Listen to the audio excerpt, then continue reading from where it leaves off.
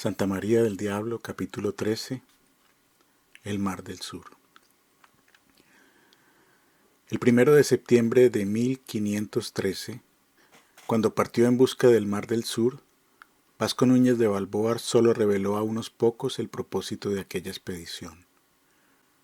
Pensó que sus rivales podían envalentonarse con su ausencia y que los caciques atacarían la villa si supieran que se alejaba por tiempo prolongado. Dijo que se disponía a hacer un reconocimiento de las minas en las orillas del Darién y zarpó de Santa María en un galeón y 9 canoas. El 4 de septiembre llegaron a los dominios del cacique Careta, donde Balboa dejó a Anayansi con su padre. El galeón y las canoas quedaron al cuidado de su suegro, quien le dio buenos guías para la travesía. Entre los miembros de la expedición estaban el padre Andrés de Vera, Francisco Pizarro, Andrés de Valderrábano, Hernando Muñoz y un negro llamado Nuglo de Olano, quien era paje de Balboa y hacía reír a todos con sus continuas ocurrencias. Con ellos iban cerca de un millar de indios que cumplían toda clase de tareas. Transportaban las provisiones, abrían senderos, construían puentes provisionales, levantaban tiendas, buscaban y cocinaban los alimentos y servían de guías. Cuando algún español caía enfermo, lo llevaban en hamacas. El padre Andrés de Vera era uno de los principales animadores de la expedición. Había formado parte de la flota de Alonso de Ojeda y fue uno de los sufridos habitantes de San Sebastián de Urabá, donde acondicionó un altar para celebrar la misa. Había participado también en la construcción de la primera iglesia de Santa María. Era alto y flaco, alegre y ruidoso, y amenazaba con el fuego eterno a los indios que no querían bautizarse. Balboa solía llevarlo en sus excursiones. El padre Vera participaba en las conversaciones de los principales y no perdía ocasión para expresar su parecer. Siempre estaba reconviniendo a los castellanos contra la codicia, la crueldad y la lujuria con los naturales, y por poner lo material por encima de lo espiritual. Lo único que lo sacaba de quicio era la risa estentórea del negro Nuflo, quien decía no entender sus teologías. El padre Vera le retorcía la oreja y lo mandaba al diablo. El primer trayecto de aquel viaje era un terreno abrupto y accidentado. Tenía riscos hostiles y desfiladeros criminales. Adelante iban los indios conocedores de la región. Vieron animales que ningún europeo había visto jamás y fueron atacados por ejércitos de monos que les arrojaron piedras y ramas desde lo alto. Por breves trayectos tuvieron el alivio de recorrer planicies.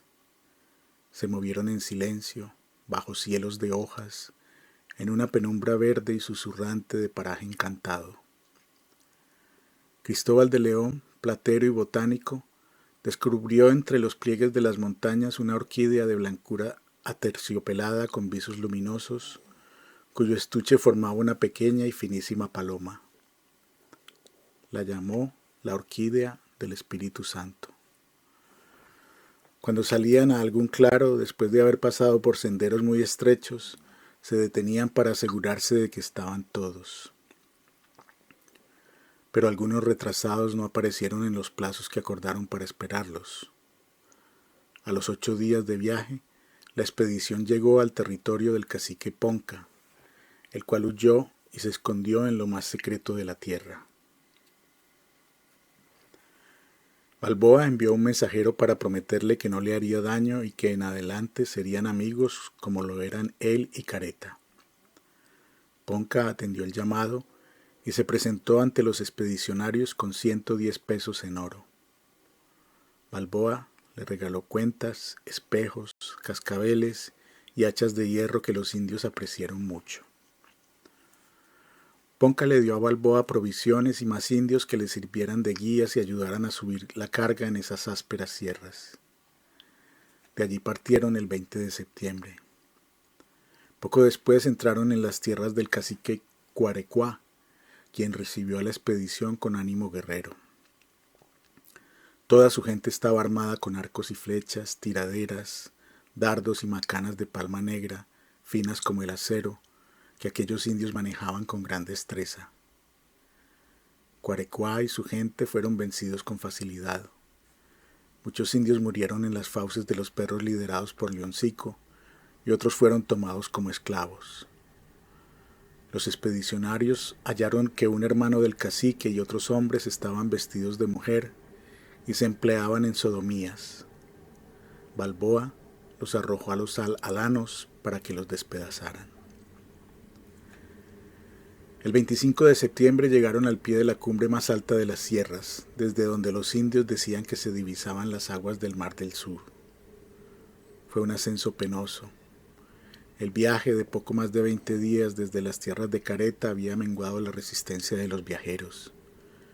En el camino enfrentaron leones, tigres, zorros, jabalíes, víboras, insectos, avispas, tábanos, mosquitos y hormigas ponzoñosas. Muchos soldados españoles murieron o resultaron heridos. Cuando estaban cerca de la cumbre, Balboa mandó que la tropa se detuviera. Quería ser el primero en ver el mar que abriría el camino hacia reinos de riquezas legendarias. Leoncico subió con él. El día era brumoso y a lo lejos, como emergiendo de un sueño, vio por fin la llanura apacible.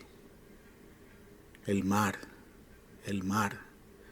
dijo el esgrimidor al ritmo cadencioso de las olas distantes. Pensó que aquel azul más nítido a cada instante le daría fama perdurable y riquezas y estima y posición y el esquivo afecto y respaldo de la corona. Embriagado por la dicha, Balboa alzó los brazos y sintió que en ese instante era el más grande de los hombres. Llamó a los que esperaban un poco más abajo y se hincó de rodillas y lloró de felicidad. Los soldados acudieron en tropel y algarabía. Cuando vieron el mar se abrazaron y lanzaron al aire sus cascos y bonetes, mientras los indios los miraban atónitos. Balboa ordenó al notario Andrés de Valderrábano que levantara un acta del descubrimiento del Mar del Sur con una lista de los españoles que se hallaban presentes. En medio de la agitación, le susurró la orden de omitir los nombres de los que pertenecieron a la flota de Nicuesa.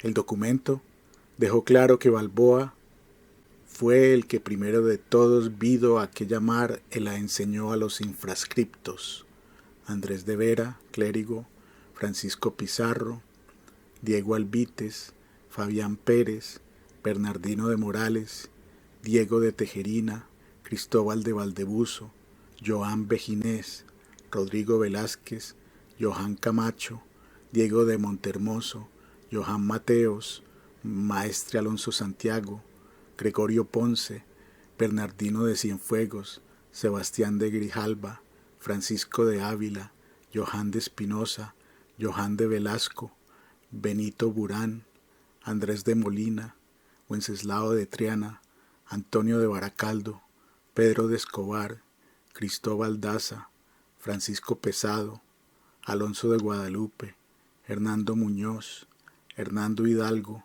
Johan Rubio de Malpartida, Álvaro de Bolaños, Alonso Ruiz, Francisco de Lucena, Martín Ruiz, Pascual Rubio de Malpartida, Francisco González de Guadalcama, Francisco Martín, Pedro Martín de Palos, Hernando Díaz, Andrés García de Jaén, Luis Gutiérrez, Alonso Sebastián, Francisco de la Toba, Miguel Crespo, Miguel Sánchez, Martín García, Cristóbal de Robledo, Cristóbal de León, Platero, Johan Martínez, Valdenebro, Johan de Beas Loro, Johan Ferrol, Johan Gutiérrez de Toledo, Johan de Portillo, Johan García de Jaén, Neteo Lozano, Johan de Medellín, Alonso Martínez Turiano, Johan García, marinero, Johan Gallego, Francisco de Lentines, siciliano, Johan de Puerto, Francisco de Arias, Pedro de Orduña, Nuglo de Olano, de color negro, Pedro Fernández de Aroche y Andrés de Valderrábano, escribano. El grupo siguió hasta un poblado que estaba cerca del mar. El cacique se llamaba Chape y los recibió amigable.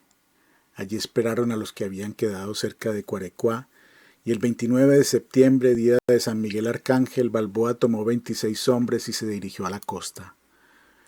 Como las aguas más próximas se adentraban en tierra, Balboa ordenó que se llamara a aquel sitio Golfo de San Miguel. Llegaron a la hora de la víspera cuando el agua estaba en menguante y decidieron esperar a que subiera la marea porque había mucha lama. Por la tarde, cuando el agua volvió a subir, Balboa entró en el agua hasta la cintura y tomó posesión del vasto mar en nombre del serenísimo y muy católico rey don Fernando y de la reina doña Juana, su hija, de manera perpetua y sin que fuera posible contradicción alguna. Llevaba un pendón de la corona donde estaban la imagen de Santa María de la Antigua y las armas reales de Castilla y León. En el documento que hizo redactar a Valderrábano, Balboa declaró que si algún otro príncipe o capitán cristiano o infiel o de cualquier ley o secta o condición que fuera pretendía algún derecho a estas tierras o mares, él mismo estaría presto y aparejado para contradecírselo y defender en nombre de los reyes de Castilla, presentes o por venir, cuyo aqueste imperio y señorío de aquellas Indias, islas y tierra firme septentrional y austral con sus mares, así en el polo ártico como en el antártico, en la una y otra parte de la línea equinoccial, dentro o fuera de los trópicos de Cáncer y Capricornio, según que más cumplidamente a sus majestades y sucesores todo ello y cada cosa y parte de ello compete y pertenece, y como más largamente protesto por escrito, que se pueda alegar o decir en favor de su real patrimonio, y ahora y en todo tiempo, en tanto que el mundo durase hasta el universal final juicio de los mortales. Balboa preguntó si había quien se opusiera a esta posesión, pero todos los allí presentes respondieron al capitán que ellos, como él, eran servidores de los reyes de Castilla y de León, y que eran sus naturales vasallos, y que estaban prestos a morir si algún rey o príncipe o persona del mundo quisiera disputarles su derecho. Balboa hizo una cruz en un árbol abatido por el mar. Luego hizo otras 2 cruces en otros árboles para que fueran 3 las cruces en reverencia a la Santísima Trinidad. Los que habían quedado atrás vinieron luego e hicieron muchas cruces en otros árboles. Luego volvieron al poblado del cacique Chape y convirtieron aquel lugar en centro de la expedición. Balboa mandó mensajeros a los jefes vecinos para que vinieran allí a hacer la paz y trajeran el tributo usual de oro y perlas. Estando allí, supo que no lejos vivía un jefe rico en perlas llamado Cuquera, quien era enemigo de Chape. Se dirigieron al poblado de Cuquera y allí fueron recibidos de manera amigable. Los indios les dieron 650 pesos de oro y Balboa les dio a cambio cuchillos, hachas y baratijas. Allí tuvo noticias de una famosa isla rica en perlas y se dispuso a preparar una expedición, pero Chape le dijo que no era aconsejable viajar en ese tiempo por las continuas tempestades. Balboa no prestó atención a la advertencia. Dijo que Dios estaba de su lado. Chape decidió proporcionarle unas canoas y acompañarlo sin replicar más. Así partieron 80 hombres entre soldados y remeros. No llevaban mucho tiempo navegando cuando encontraron un furioso oleaje. Los indios lograron ganar la costa y amarraron las canoas a las piedras y los árboles. El mar creció y cubrió toda la isleta en que se habían refugiado, y pasaron la noche con el agua hasta el cuello. Al otro día descubrieron que las canoas estaban destrozadas y que no tenían provisiones. Los indios repararon las canoas como mejor pudieron y siguieron la travesía hasta las tierras de un cacique llamado Tumaco, quien los recibió con hostilidad. Pero la intervención de Chape hizo que Tumaco se tornara amigable con los recién llegados. Tumaco les regaló oro y perlas. Les enseñó a sacar las perlas de las ostras sin necesidad de fuego. También les prestó una canoa ricamente adornada con granos de aljófar y perlas pequeñas para que pasaran a la isla de las perlas. El 22 de octubre de 1513, Balboa alcanzó una isla a la que bautizó San Simón. Allí se bajó de la canoa, entró en el agua hasta los muslos y volvió a tomar posesión del Mar del Sur y de sus tierras en nombre de los reyes de Castilla y de León. El escribano Valderrábanos redactó otro documento en el que dejó registro de la nueva posesión. Los caciques Chape y Tumaco informaron a Balboa que las perlas más finas estaban en un grupo de islas situadas unas 5 leguas al oeste. El esgrimidor llegó hasta allí y las bautizó Islas de las Perlas. En aquel sitio encontró conchas tan grandes como abanicos y perlas del tamaño de aceitunas. Los indios, que poco estimaban las perlas, se sorprendían con la exaltación de los españoles y su disposición a arriesgar la vida para conseguirlas.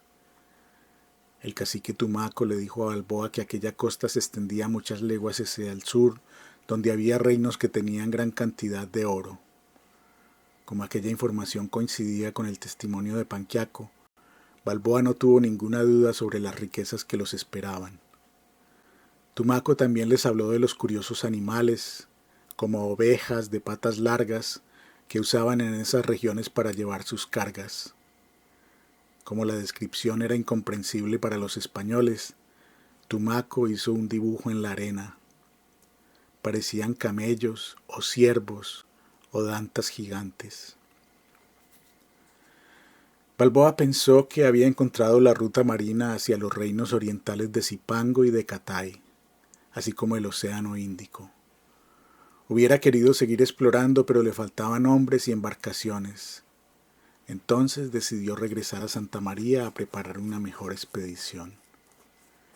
El 3 de noviembre emprendieron el regreso. Algunos españoles enfermos se quedaron reponiéndose en el poblado de Chape, quien lloró cuando Balboa y los otros se marcharon. El cacique le dio al esgrimidor cuantos indios necesitó para llevar la enorme carga de oro y perlas.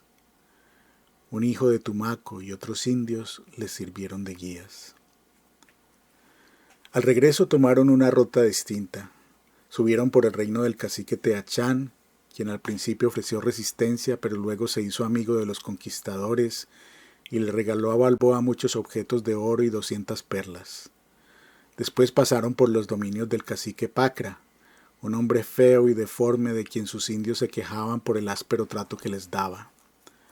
Los indios también dijeron que Pacra usaba con ellos y con las indias el pecado contra natura.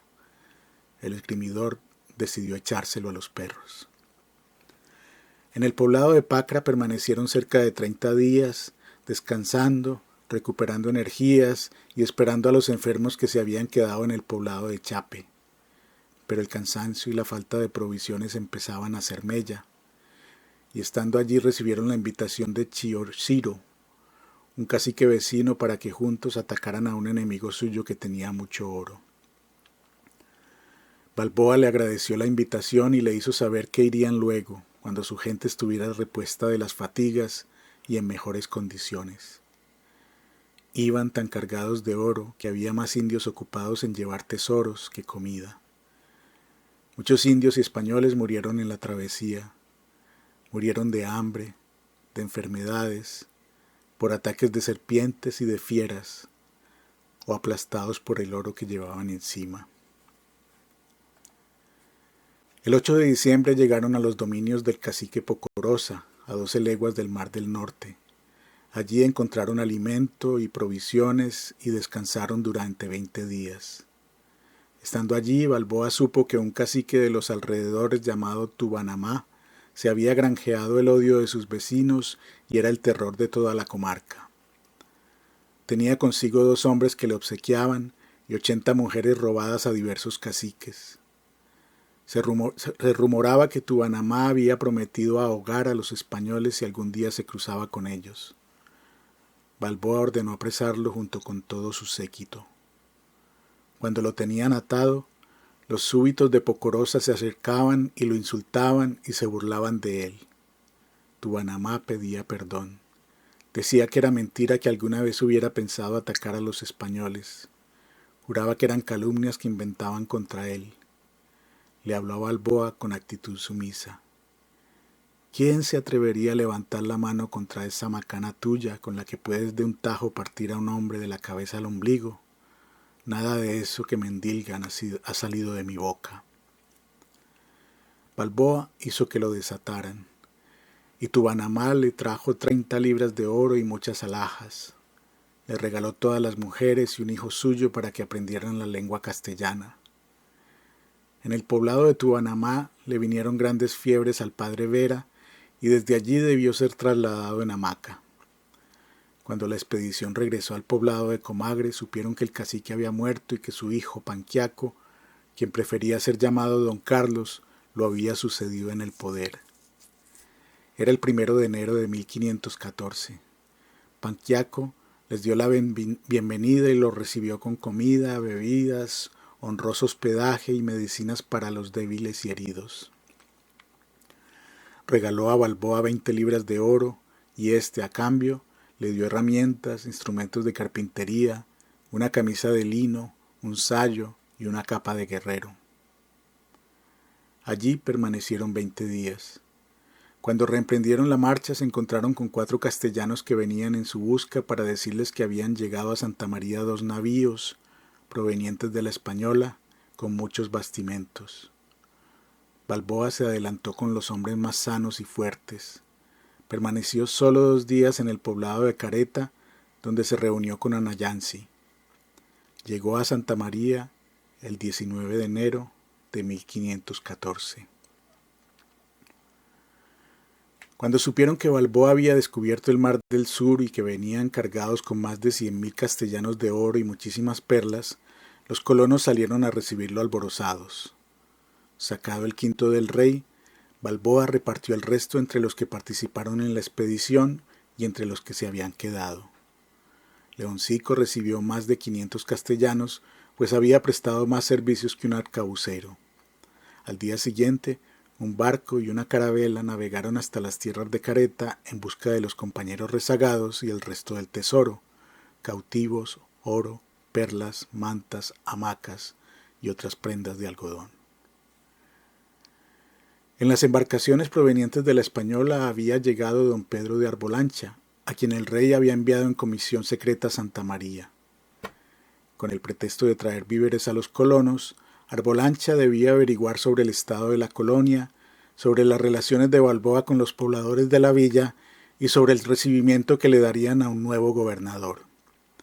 El enviado del rey vio el regreso triunfal de Balboa a Santa María. Fue testigo del recibimiento que le dieron los colonos. Vio el cuidado en separar el quinto que correspondía al rey y la equidad con que repartió el resto de los tesoros.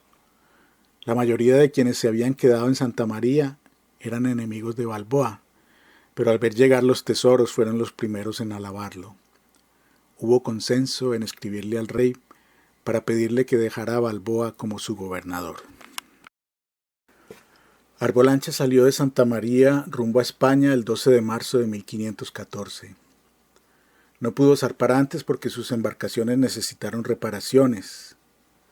Balboa envió con él un cargamento de oro, perlas, indios e indias para el rey. Le envió también un inmenso cuero de tigre cazado en la ribera del Mar del Sur y una extensa carta en la que daba detalles de sus hazañas y hablaba de la existencia de los reinos fabulosos que estaban por descubrir. Balboa también le escribió al tesorero Pasamonte en la Española dándole razón del descubrimiento y enviándole regalos de oro y perlas. En la nave de Arbolancha se marchó de Santa María el sacerdote Pedro Sánchez, quien formó parte de la expedición de Nicuesa, y eso lo hacía contradictor de Balboa. Tras mucho querer marcharse, Sánchez logró por fin obtener permiso. Antes de partir a España inició el proceso de probanza obligatorio para todo el que salía. Entonces hizo un reporte detallado de sus penurias en tierra firme. Se había embarcado en la expedición de Diego de Nicuesa que salió de la Española en agosto de 1509, pero nunca recibió pago alguno de ese gobernador. Vino a Santa María con los colonos de Nombre de Dios cuando Balboa mandó traerlos tras la expulsión de Nicuesa. Padecía de una úlcera en una pierna a causa de una herida recibida en combate con los indios de Veragua. A pesar de que Sánchez fue su confesor, o precisamente por eso, Balboa nunca lo quiso. Por cualquier pequeñez lo hacía meter en la cárcel.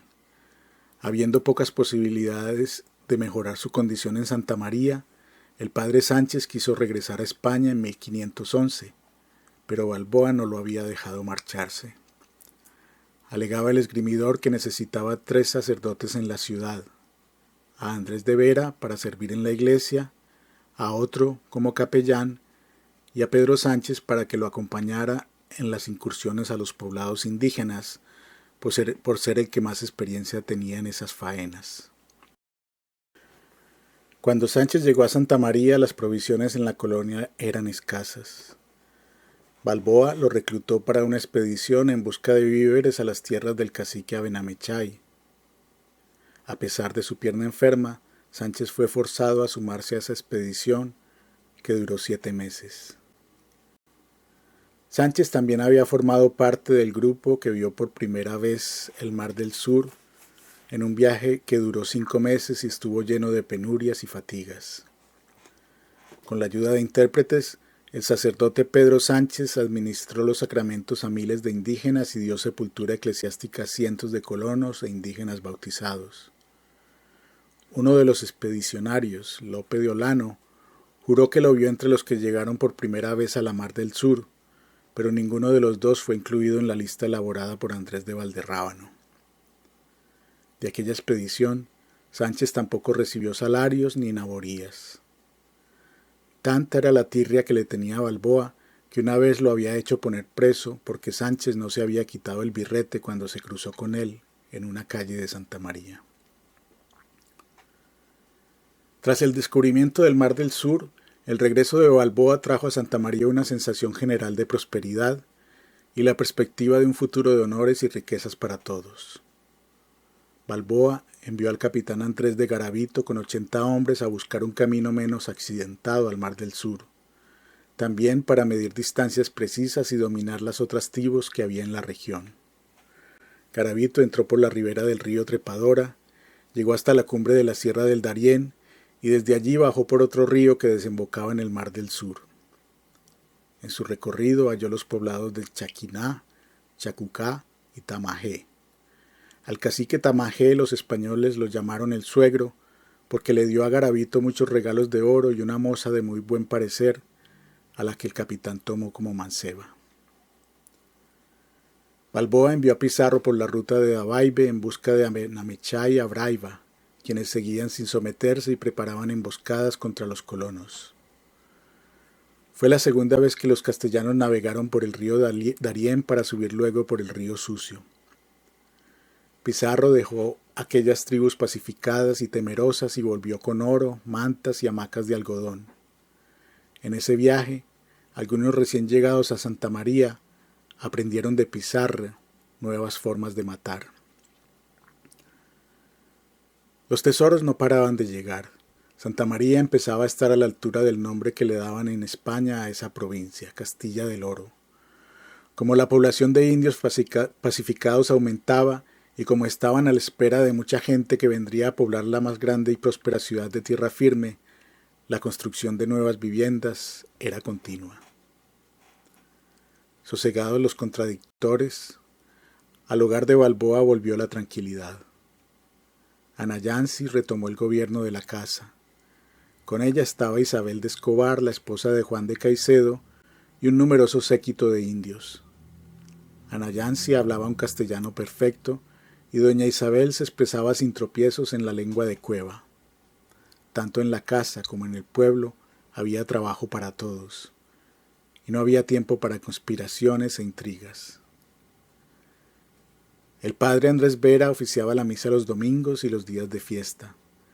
Los 2 sacerdotes que quedaban bautizaron a muchos indios, celebraron matrimonios entre españoles e indias, establecieron un pequeño hospital y se pusieron al frente de una escuela pequeña donde enseñaban a los niños a leer y a escribir, junto con los principios de la doctrina cristiana.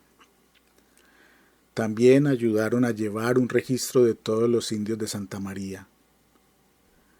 Cuando visitaban los poblados indígenas, Vera y los demás clérigos intentaban cumplir con la directriz real de estorbar la opresión de los caciques sobre sus indios.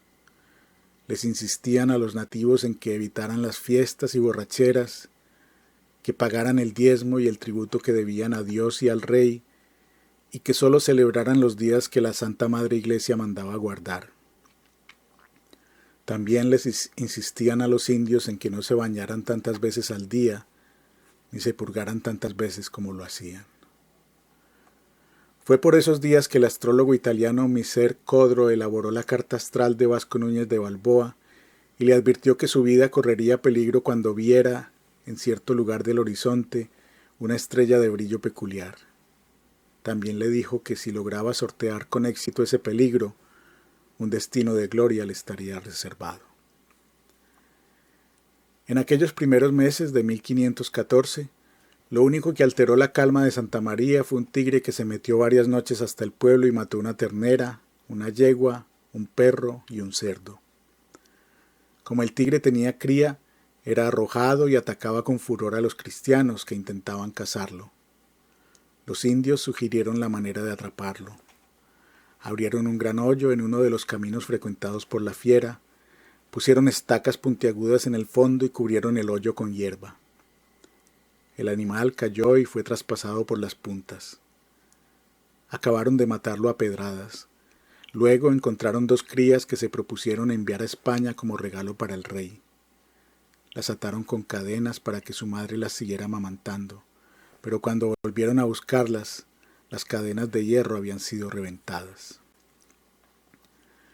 El comisionado del rey, Pedro de Arbolancha, se detuvo en la Española a dar noticias del descubrimiento del Mar del Sur y entregar los regalos que Balboa le había enviado al tesorero Pasamonte.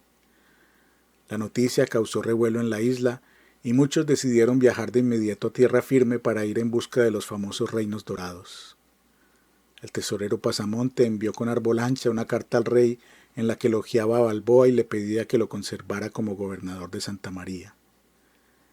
El 11 de abril de ese mismo año, cuando se puso en marcha la magnífica expedición comandada por Pedrarias Dávila, el comisionado Pedro de Arbolancha no había llegado aún a España.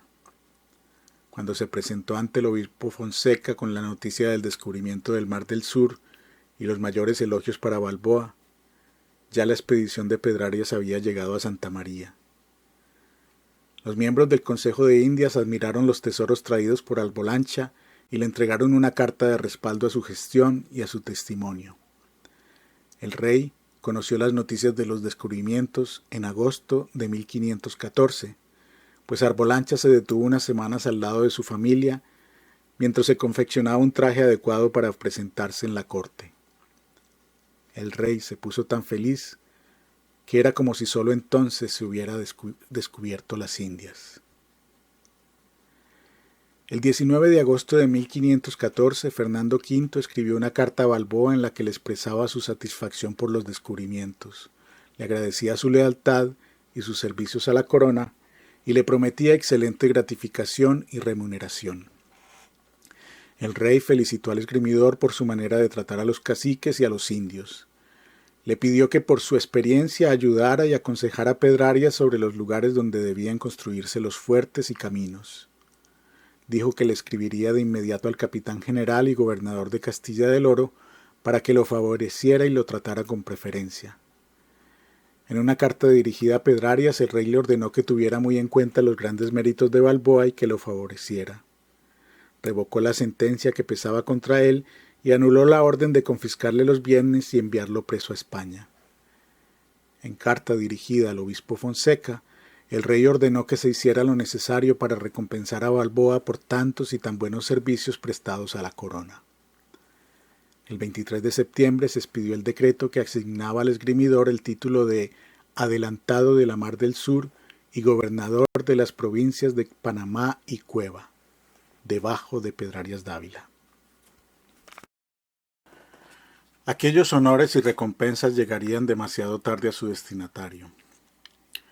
3 meses antes de que el rey firmara el decreto, Pedrarias Dávila había llegado a Santa María acompañado por su expedición formidable. Al principio, los recién llegados estaban aturdidos por la novedad.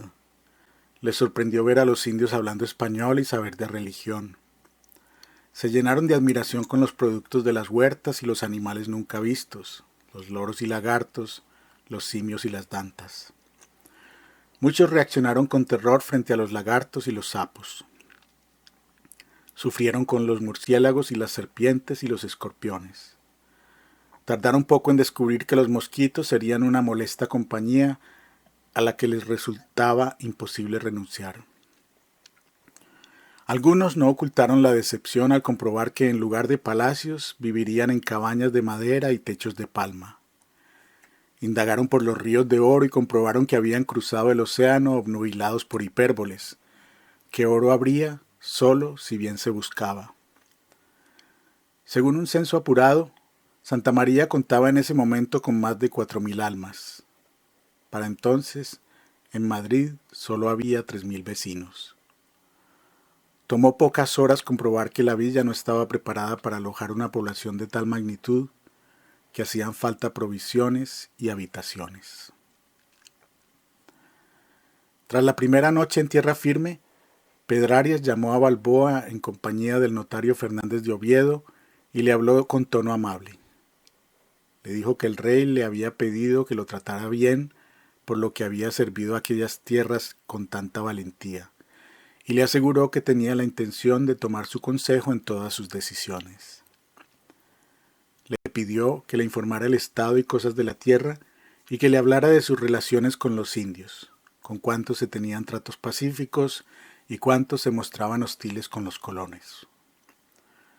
Balboa se sintió reconocido en sus méritos y le prometió a Pedrarias que al día siguiente le entregaría un reporte escrito. Esa noche, elaboró un extenso y detallado documento en el que declaró los ríos y quebradas donde había cogido oro, narró que en los 3 años anteriores había hecho alianzas con los caciques Careta, Ponca, Chape, Comagre, Pocorosa, Otoque, Chorita, Pacra, Tumaco, Tubaná y otros más. Informó que en septiembre de 1513 había descubierto el Mar del Sur y las Islas de las Perlas y que había tomado posesión en nombre de sus majestades.